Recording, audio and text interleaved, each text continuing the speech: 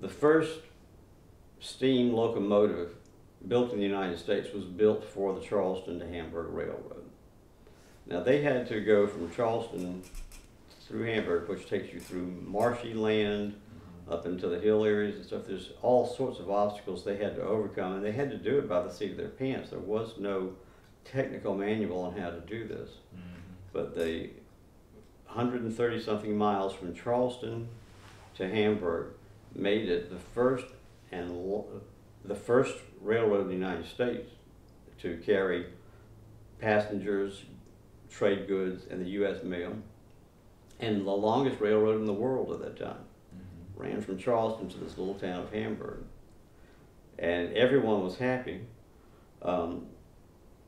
Financially, they were secure, and so what happened is along the way between Charleston and here, the train had to stop every few miles for water, to create steam for the locomotive.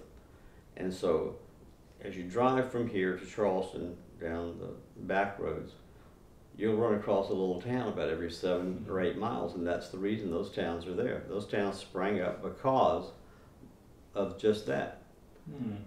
And Branchville, ironically, was where the first railroad branch in the United States was built, and it split off from Branchville and went up to Columbia.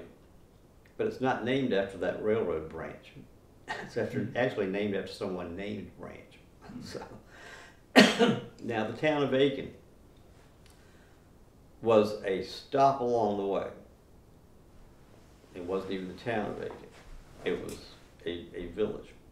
Because of the difference in altitude between here and the lower part of Horse Creek Valley, it was too steep a grade for the trains, the locomotives, to go down. So they had to stop here, unload the passengers, lower the locomotive, or better yet, what they did was they kept the locomotive here and had another locomotive at the bottom of the grade. They would lower the passenger cars, the freight cars, downhill through a winch through the inclined plane, which I think you had a historical monument place 2 weeks ago. So, since people had to stop and get off the train, they wanted to stretch their legs, sometimes they wanted to eat, sometimes they needed to stay overnight, businesses started growing around the inclined plane. And the little stop of Aiken became the village of Aiken, became the town of Aiken. Now, a lot of the people on that train from Charleston were planters from the low country, businessmen from the low country. And in the spring and summer months, when they would travel up here, they would get off the train here in Aiken with this wonderful breeze and this wonderful pine-scented wind, no muggy salt marshes, no mosquitoes. They thought this place was wonderful.